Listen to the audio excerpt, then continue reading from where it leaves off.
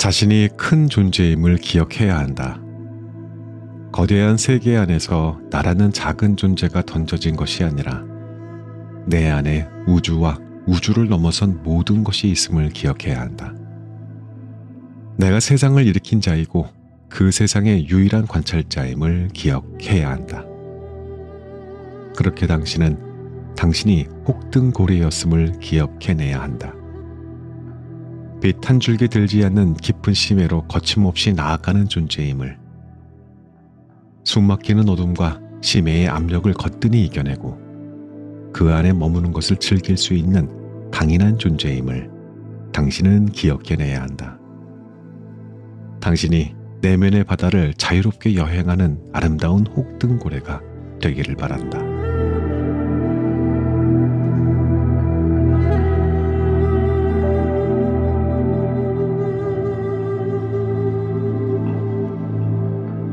오늘 소개해드릴 책은 많은 분들이 익숙해하실 채사장의 신간, 지적 대화를 위한 넓고 얕은 지식 무한대편입니다.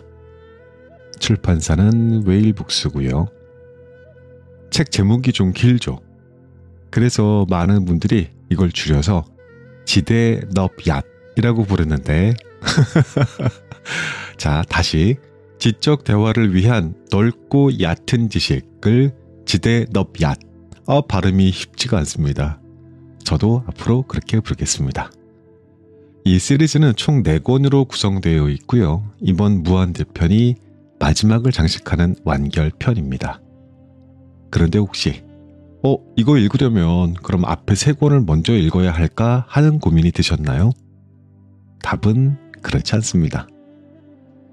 마지막인 무한대편은 독립적인 완성도를 지닌 책입니다.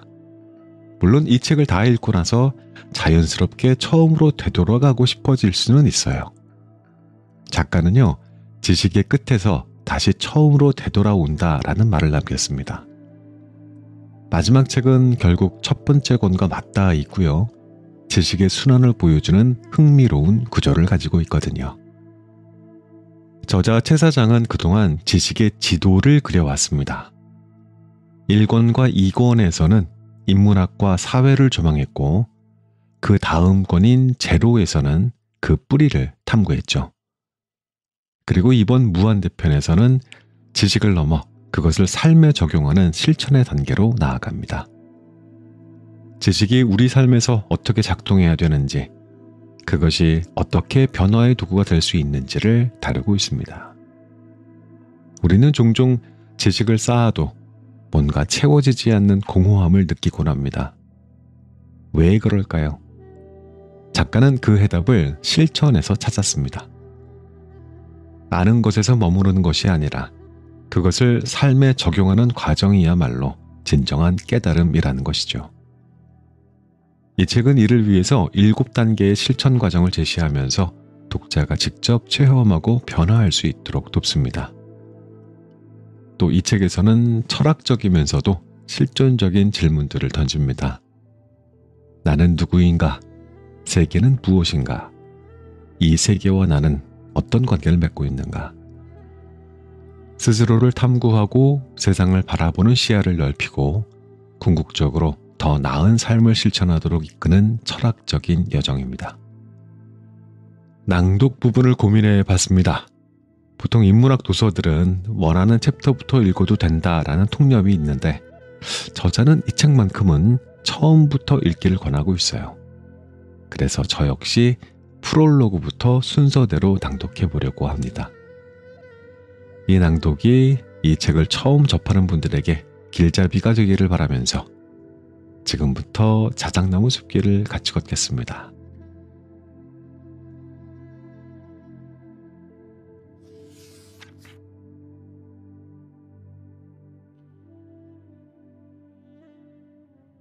프롤로그, 가장 깊은 지혜. 혹등고래가 자신의 하얀 배를 뒤집고 지느러미를 흔드는 것은 다이버에게 보내는 신호이다. 너는 너무 작아. 이 아래는 위험해. 그게 그러한 의미인지 도대체 어떻게 알았느냐고 의심할 수도 있겠다. 하지만 그 신호를 무시하고 더 깊이 내려갔던 다이버들이 위험에 처하는 경우가 종종 있었던 것이다. 아무래도 우리를 귀여운 무엇인가로 생각하는 듯한 이 아름답고 거대한 6개 생태는 알려진 것이 거의 없다. 길이가 건물 4층 높이에 이르고 몸무게가 보잉 737기에 육박한다는 외형적인 특징 외에는 어떤 생활을 하는지, 어떤 여행을 하는지 우리는 알지 못한다. 혹등고래의 수신호가 말해주는 것처럼 그가 활동하는 바다는 우리에게 너무나 깊은 것이다. 상상해본다. 희뿌연빛 몇 줄기만이 간신히 닿는 깊고 검푸른 심해. 신비한 노래로 서로의 거리를 확인하면서 혹등고래들은 어떠한 감정을 느끼고 있을까? 그곳에는 무엇이 있고 어떤 이야기가 숨겨진 것일까? 인간의 몸을 걸친 이번 생에 나는 결코 그것을 볼 수 없을 것이다. 숨 막히는 어둠과 심해의 압력을 이겨낼 수 없을 테니까. 그것을 볼 수 있는 유일한 방법은 혹등고래가 되는 것뿐이다. 오래된 소문이 있다. 자기 내면의 바다로 뛰어든 사람들이 있다는 소문. 아무도 돌아오지 못한 심연까지 내려가 그 누구도 이르지 못한 그 끝에 닿고 돌아왔다는 믿을 수 없는 이야기들이 있다. 나는 수많은 고전에서 이 이야기를 들었다. 그들이 그곳에서 가지고 돌아온 것을 사람들은 깨달음이라고 불렀다. 하지만 그들이 가지고 돌아온 것을 자기 눈으로 확인했다는 사람은 아무도 없었다. 왜냐하면 그것은 그들의 마음속에 있었기 때문이다. 그들은 말했다. 당신도 그것을 볼 수 있다. 숨막히는 어둠과 심연의 압력을 당신은 이겨낼 수 있다. 그 방법은 당신이 혹등고래가 되는 것이다.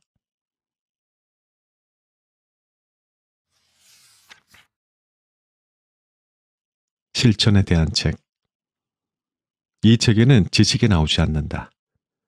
비록 이 책의 제목이 지적 대화를 위한 넓고 얕은 지식이지만 철학자의 이름도 물리학 이론도 예술 작품의 제목도 더 이상 등장하지 않는다.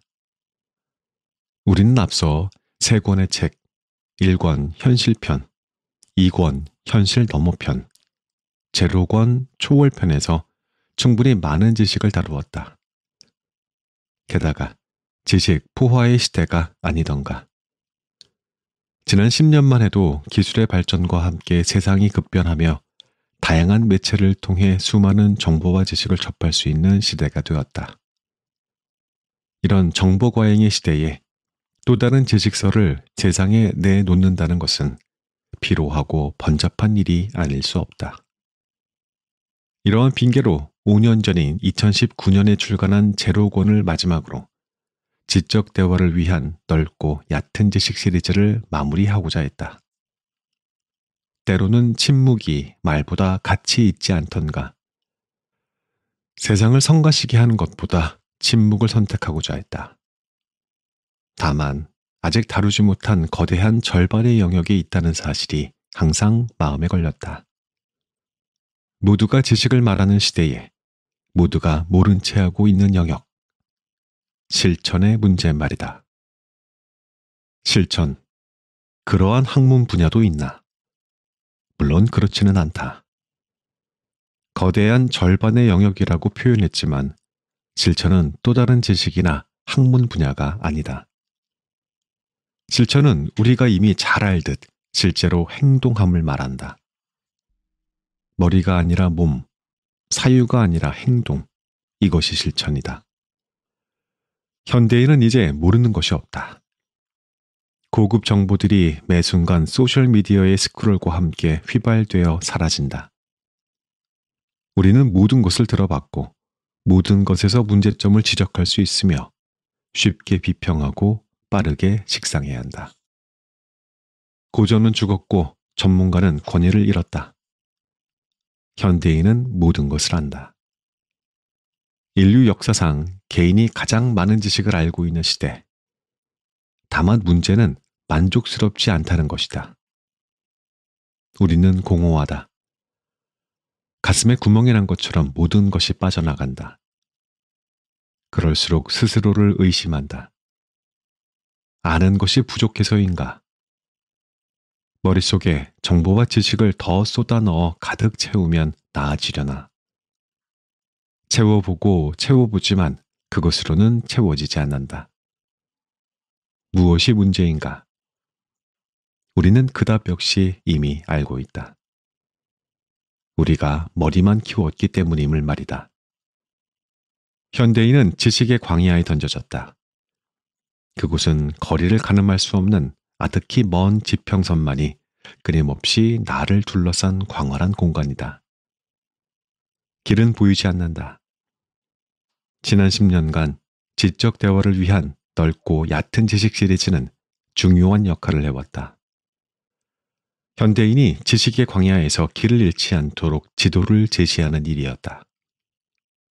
다양한 학문 분야 간의 연결고리를 거대하게 그려낸 이 대축적 지도는 현대인이 지식과 지식을 이어가며 길을 헤매지 않도록 도움을 주었다. 하지만 그것만으로는 충분하지 않다. 어떠한 면에서 지도 역시 또 다른 지식이었던 까닭이다. 광야가 가물듯 길도 메말랐고 끝없이 이어지는 길 위에서 우리는 지쳐갔다. 이제야 무엇이 문제였는지 어렴풋이 알 것 같다. 우리에게 필요한 것은 쏟아지는 지식이 아니었다. 지친 발걸음을 멈추고 잠시 앉아 그것을 소화할 여유. 우리에게는 그것이 부족했던 것이다. 실천이 필요한 이유가 여기에 있다. 실천은 광활한 지식의 대지 저변에 흐르는 지하수와 같다. 실천이 없는 지식은 메마를 수밖에 없고 그 땅에는 비쩍 마른 잡초만이 앙상한 머리를 내밀 뿐이다. 실천의 과정을 통해 지식이 소화되어 지혜가 될 때 지혜는 땅 위를 적시고 대지는 그제야 꽃을 피워낼 수 있다. 이 책의 목표는 뚜렷하다. 지식의 포화 시대에 그것을 소화할 나머지 절반의 영역으로서의 실천을 제안하는 것. 이것이 이 책이 세상에 나온 이유이다. 그래서 이 책에는 지식이 나오지 않는다. 설명을 위한 최소한의 몇몇 개념들이 등장하기는 하겠지만 독자의 이해를 위한 수단일 뿐이므로 가볍게 넘어가면 된다. 암기하거나 기억해야 할 필요는 없다.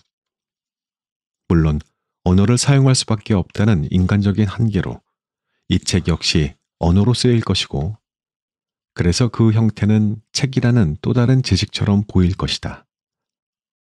하지만 이러한 외형과는 무관하게 이 책은 당신을 실천의 길로 안내한다. 천천히 읽어나가고 실제로 그 의미를 이해한다면 당신이 그동안 모아두고 소화하지 못했던 지식들이 이 책을 발판으로 지혜로 바뀌게 될 것이다. 그리고 그 지혜가 당신의 광야를 아름답게 꽃피울 것이다.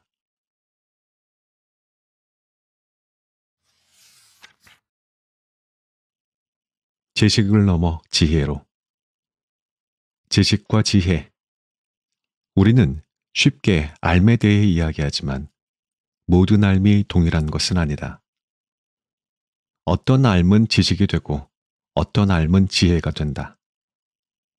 예를 들어 자동차에 대한 알을 생각해보자.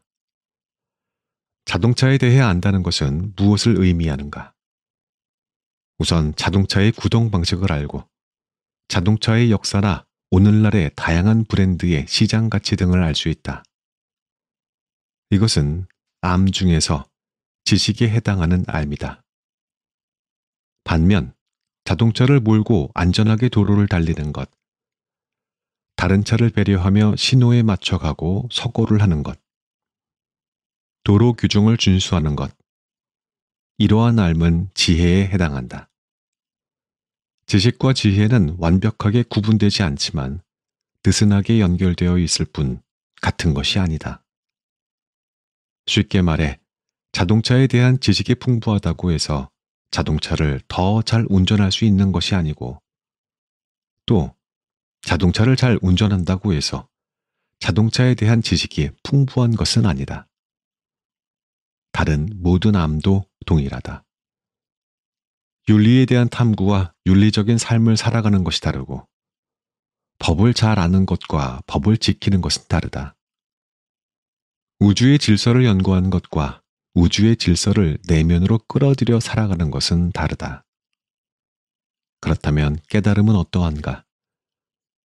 지금은 깨달음이 뭔가 싶은 마음이 더 클 테지만 일단 처음 듣는 단어는 아니니 대략적인 느낌을 말해보자. 당신에게 깨달음은 어디에 가까운가? 그것은 지식의 영역인가? 아니면 지혜의 영역인가? 모든 것이 그러하듯 깨달음도 이 두 가지 측면이 혼재해 있을 것이다. 다만 우리는 느낀다. 어쩐지 깨달음은 머리로 아는 지식이 아니라 실천적인 지혜일 것이라고 말이다. 물론 지혜를 통해 깨달음이 무엇인지 언어로 정리하는 과정을 거친다면 그 경계가 명확해지고 그에 따라 깨달음의 윤곽을 더 쉽게 파악할 수 있을 것이다. 하지만 그것만으로는 깨달음의 실제 의미를 깊이 이해할 수 없다.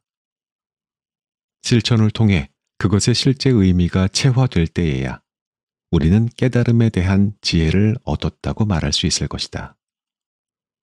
이 책, 지대너돛 무한편에서 다루고자 하는 것은 실천을 통한 깨달음의 지혜이다. 이것이 이 책의 궁극적인 목표다. 앞서 세 권의 시리즈를 통해 차근차근 지식을 채워온 독자가 이제는 실천을 발판으로 그 책을 지혜로 바꾸고 함께 깨달음을 향한 길로 나아가는 것. 이것이 당신과 나누고 싶은 이야기다.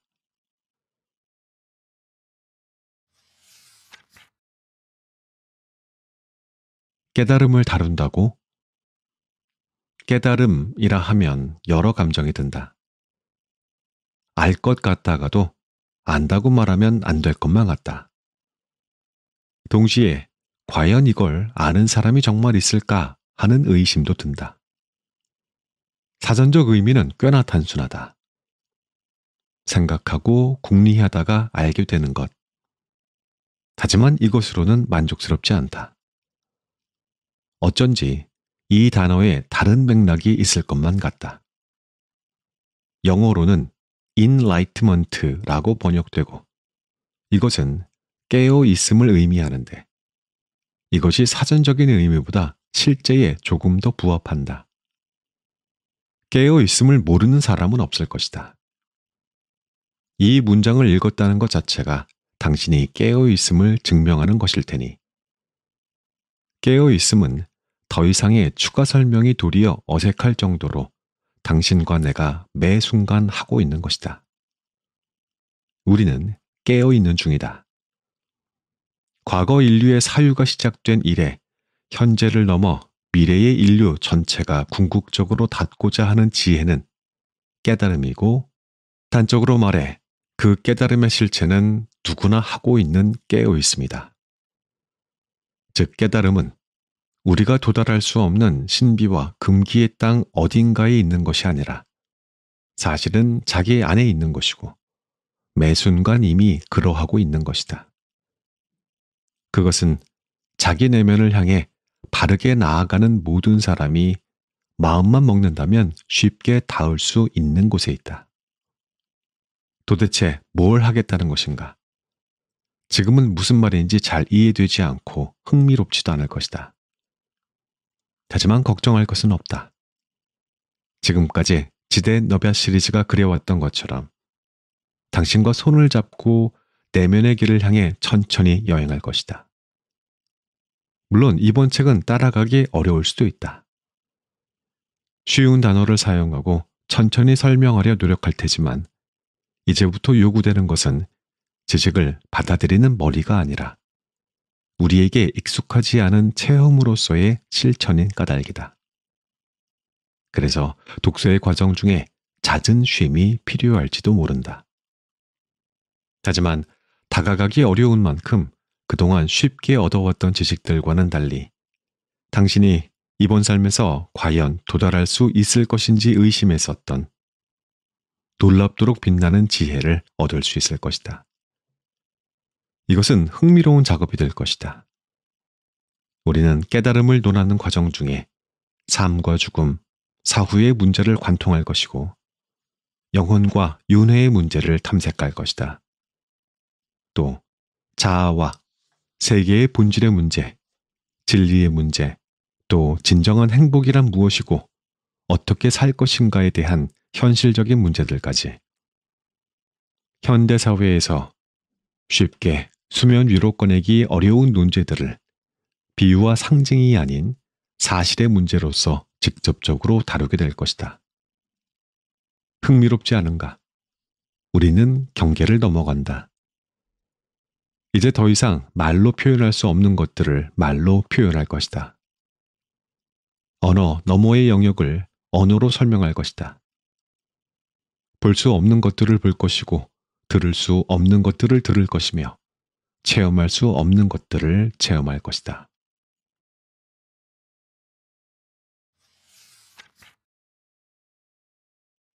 방법론. 그렇다면 깨달음에 닿는 방법은 무엇인가? 유일한 탐구 방법은 자신의 내면 세계로 나아가는 것이다. 문제는 그곳으로 어떻게 가느냐이다. 당신에게 묻자. 내면 세계를 탐구하려면 어떻게 해야 하는가? 그것을 누구에게 물어야 하는가? 답은 명쾌하다. 내면 세계를 가진 대상에게 묻고 그를 탐구해야 한다. 여기서 또 다른 문제가 발생하는데 그것은 나의 외부에 존재하는 타인들이 내면 세계를 가져갔을 것으로 추측되나 실제로 그의 내면 세계를 내가 관찰할 수는 없다는 것이다. 내면 세계를 가지고 있음을 확신할 수 있고 동시에 그 내면 세계를 내가 직접 관찰하고 탐구할 수 있는 대상, 나의 내면에 대해서 물어야 할 자는 누구인가? 그것은 오직 나뿐이다.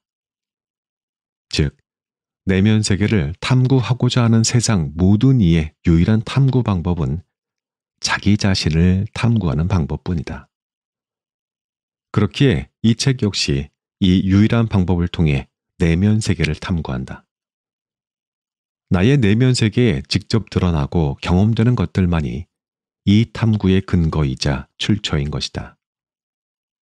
다만 이 탐구가 나의 내면에 대한 탐구임에도 불구하고 유아론이나 개체의 주관에 함몰되지 않고 보편적 서술이 될 수 있는 근거는 나의 외부의 타자가 존재론적으로 유사한 내적 구조를 가졌을 것이라 전제하기 때문이다. 이 전제는 필연적인 전제다. 이러한 전제가 없었다면 이 책은 쓰일 수조차 없다. 그렇지 않은가?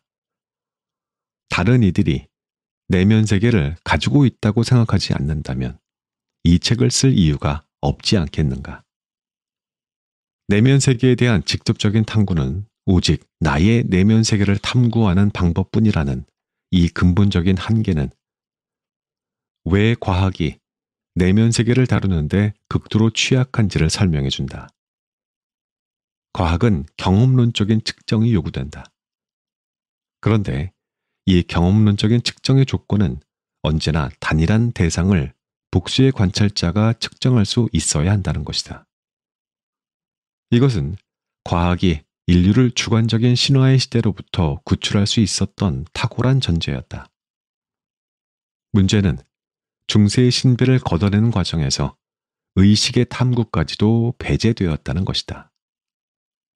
신, 영혼, 요정, 자유의지 같은 형이상학적 개념과는 달리 내면 세계는 경험적인 체험이 가능한 대상이다. 다만 그것을 복수의 관찰자가 관찰할 수 없을 뿐이다.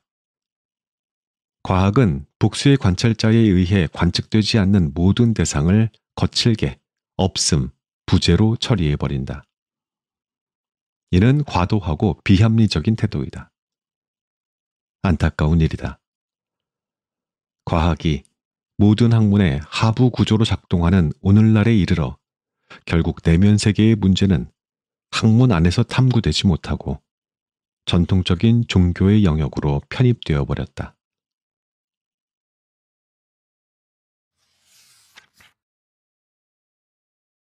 이 책의 구성.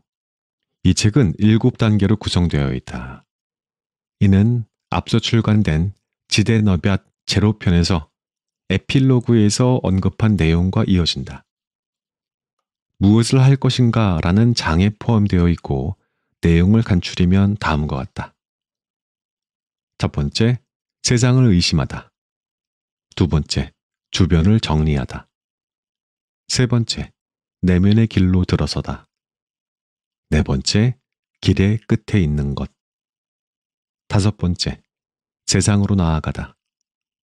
여섯 번째, 시작과 끝, 생과 사를 보다. 일곱 번째, 계속 걸어가다. 이를 각각 발심, 정비, 정진, 견성, 출세, 조망, 전진이라고 이름 붙일 수 있다. 우리의 이야기는 여기에서 시작한다. 이것은 깨달음으로 가는 7단계이고 우리가 항해하게 될 바다이다. 1장부터 3장까지는 실천의 단계로 내면 세계로 들어가는 구체적인 방법이 제시된다. 이야기는 점점 심도를 높여 4장 지혜에 이르러 심해의 바닥, 심해저에 닿는다. 우리는 이 깊은 평원에서 오래 머무를 것이다. 세상의 끝이라 할 수 있는 이곳에서 자아와 세계의 근원을 마주하게 된다. 5장부터 7장까지는 삶의 단계로 천천히 심도를 낮추며 현실로 돌아오게 된다. 이 과정에서 깨달음의 완성에 필요한 삶의 조건에 대해 생각하게 될 것이다.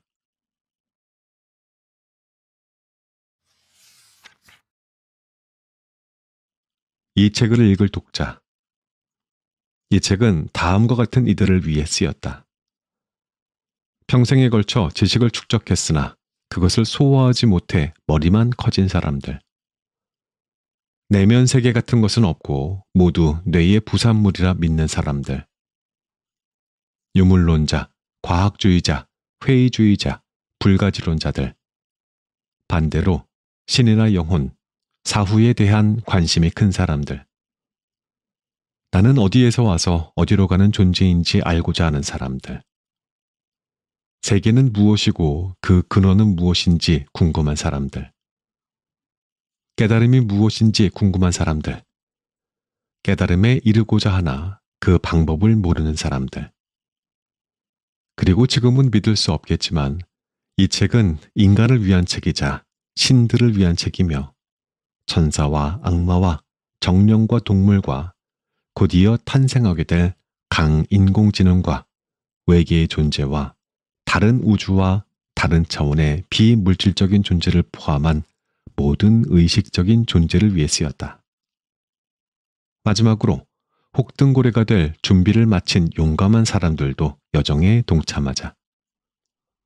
이제 깨달음을 향한 깊은 여정의 첫 발을 내딛는다. 그것은 마음을 내는 것으로부터 시작한다.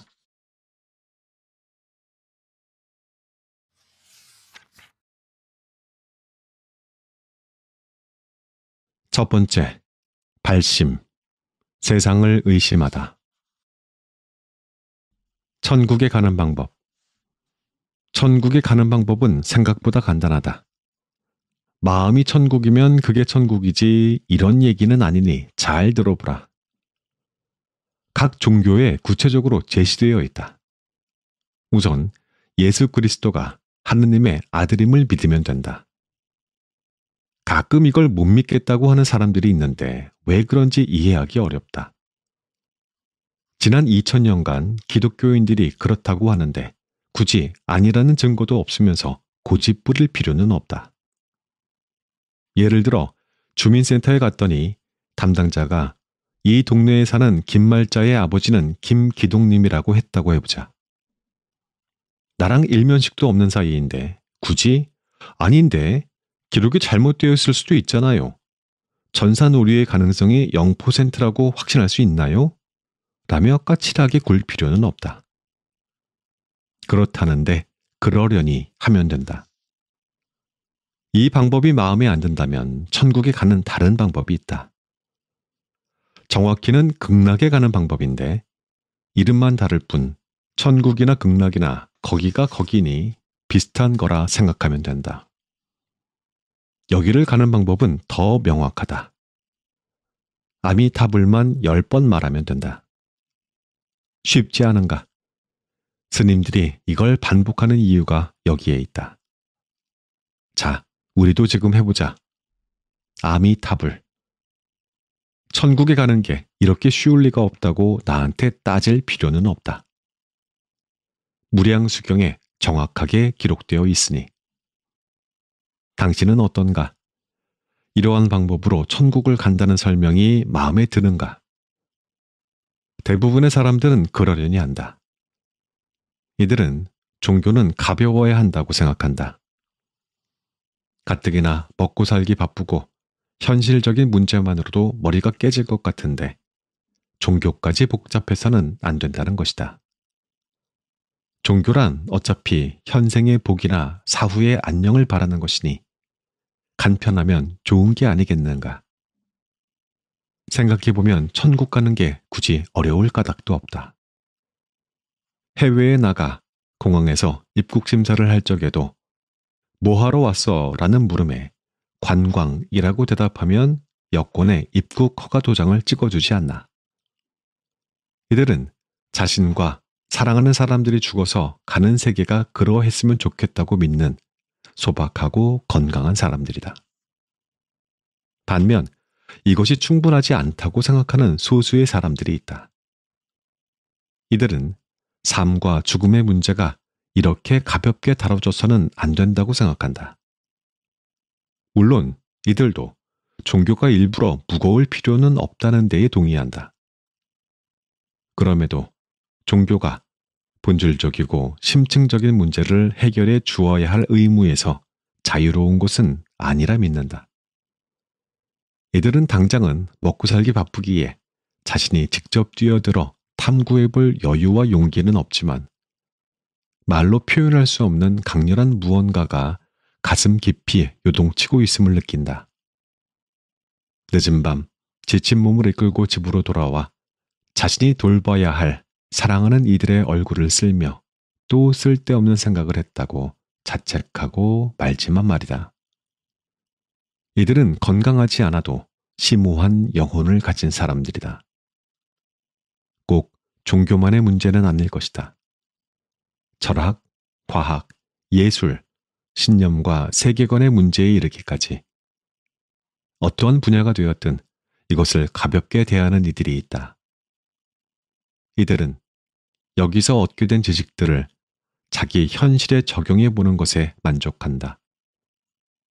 반면 그 어떤 분야가 되었든 그 안에서 진리를 길어내기 위해 안간힘을 쓰는 이들도 있다. 이들은 얼굴도 모르는 누군가를 애타게 찾는 사람처럼 그 분야를 떠나지 못하고 배회한다. 당신은 어떤 사람인가? 두 종류의 사람 중 어떠한 모습에 가까운 삶을 살았는가? 사실 이 둘은 다른 사람이 아니다. 이들은 모두 당신 영혼의 두 가지 모습이다. 모든 개인은 한 가지 빛깔의 삶을 살지 않는다. 어느 때 우리는 지극히 세속적인 사람이었고 다른 때에는 진리를 향한 투사였다. 어느 때에는 세상이 명료했고 다른 때에는 혼란스러웠다. 과거의 당신 영혼은 치기 어린 젊은이의 영혼이었고 미래의 당신 영혼은 원숙한 노년의 영혼일 것이다. 질문은 바뀌어야 한다. 오늘의 당신은 어떠한 사람인가? 지금 당신의 영혼은 어떤 빛깔을 하고 있는가?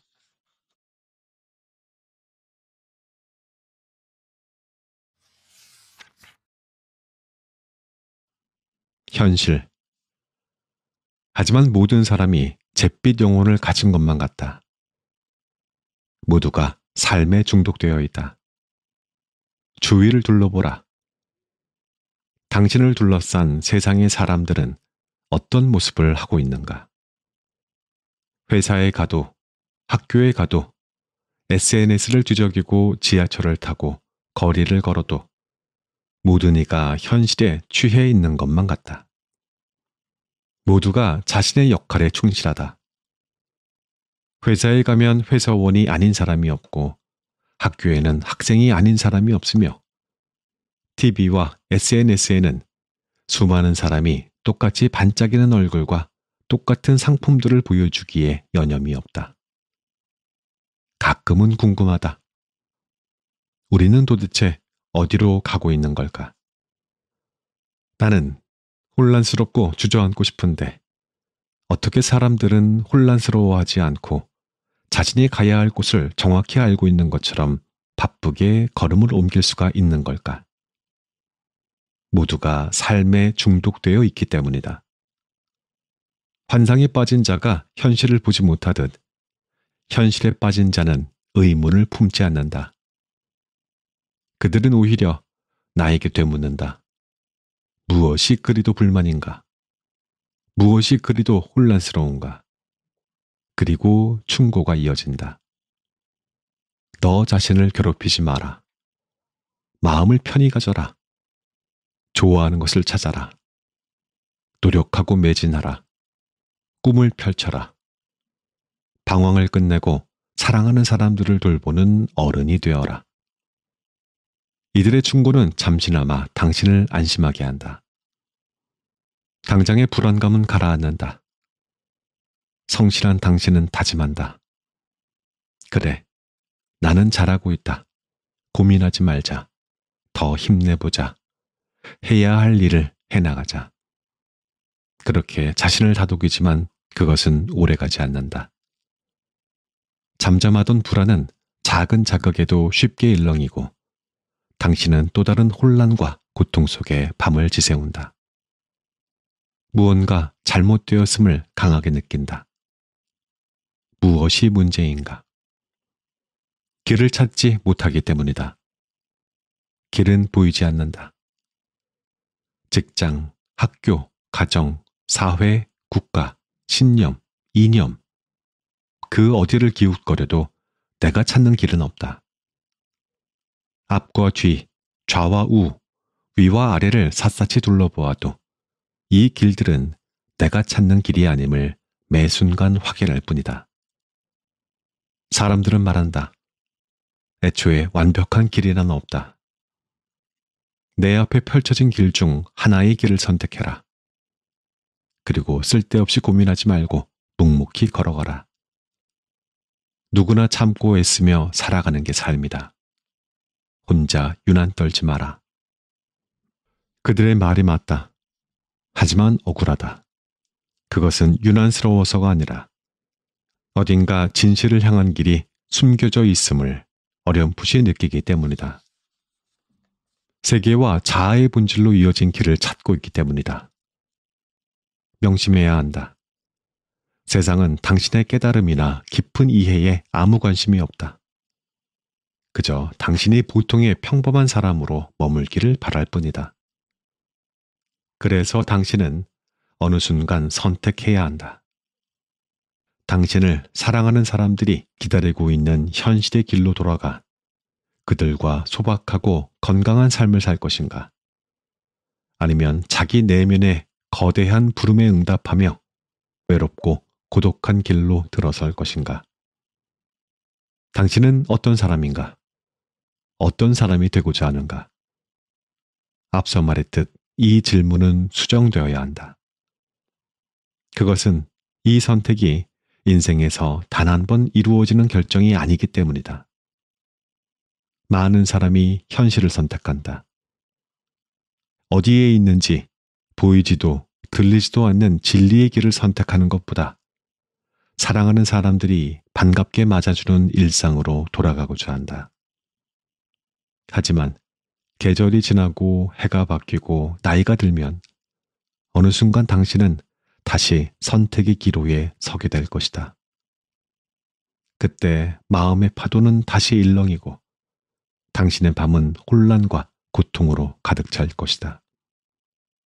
물론 또 많은 사람이 아쉬움을 간직한 채 익숙함을 찾아 현실의 길을 선택하겠지만 시간은 잔인할 만큼 느긋하기에 또다시 당신의 선택을 길로 잡아갈 것이다. 내면의 혼란은 폭풍처럼 일어나고 당신은 반복되는 선택의 순간을 맞이하게 될 것이다.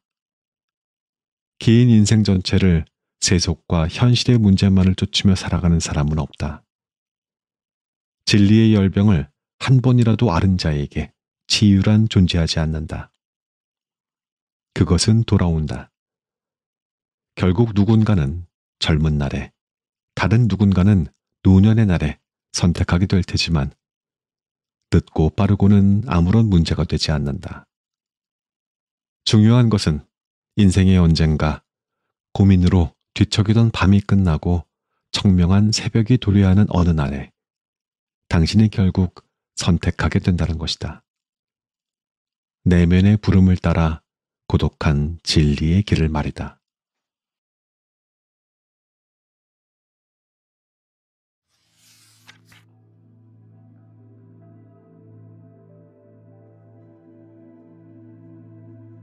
이 책의 낭독은 여기까지 하겠습니다.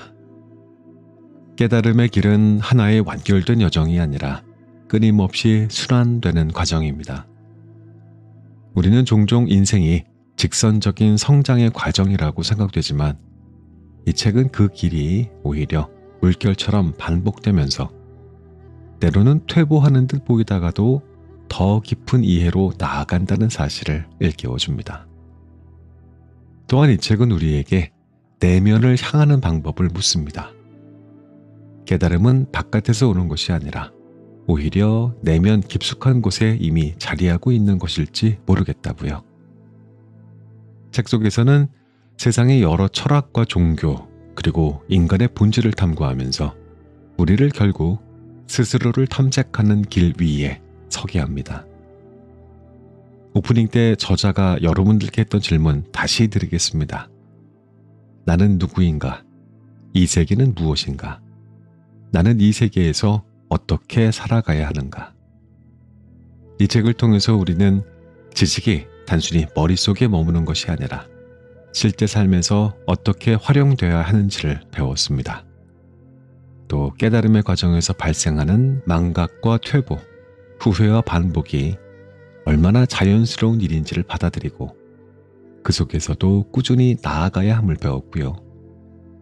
이는 마치 그림을 그리는 과정에서 밝은 색과 어두운 색이 조화를 이루며 완성되어 가는 것처럼 느껴졌습니다.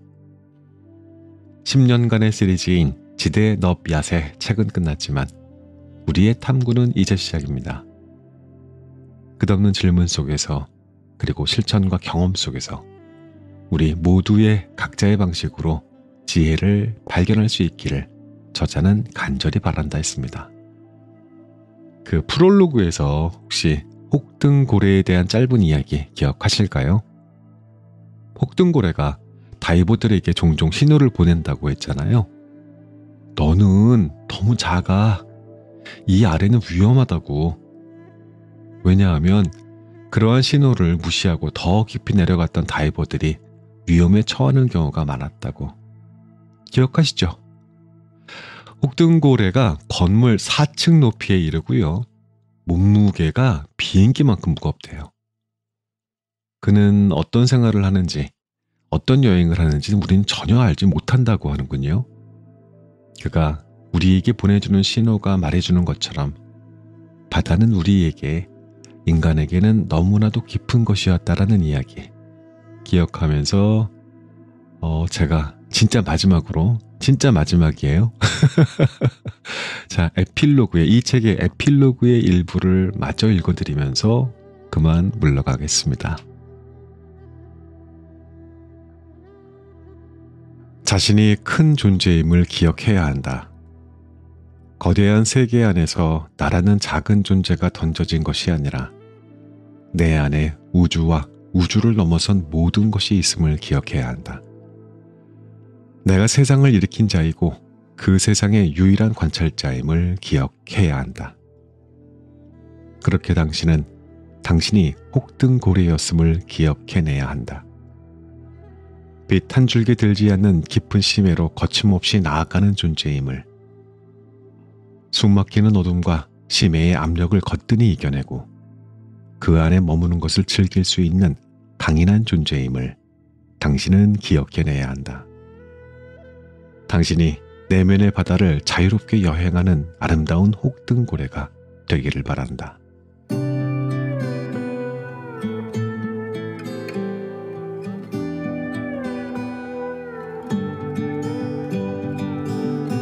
Million thoughts are spinning round in my head. My boss holds it down, 'cause I'm almost there. Now I see you through the window and I'm walking on air. But I won't let you know, and I know how it goes. It's supposed to feel incredible. It's too bad you had to leave. Please come back now, baby, where were we? Said you changed and a lot. Got the memories still popping up. Show me your heart, show you mine.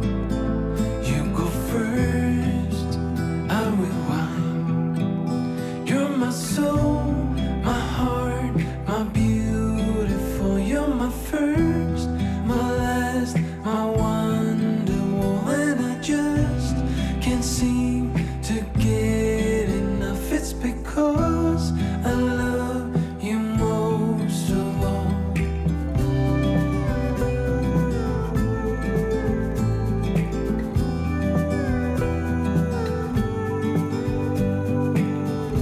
Million thoughts are flying from my head. Let's kiss them away and stay in my bed. Just to know that you are mine. I'm floating on air, and I wanna let it show. But I know how it goes. It's supposed to feel incredible. We have changed, but not that much. Guess our memories are catching up. You're my soul, my heart, my beautiful. You're my first, my last, my wonderwall. And I just can't seem to get enough. It's because I love you most of all.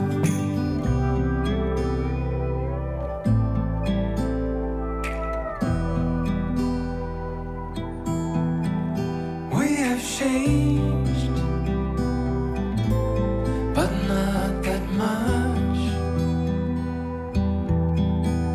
Guess our memories are catching up. You're my soul, my heart, my beautiful. You're my first, my last, my wonderwall. And I just can't seem to get enough. It's because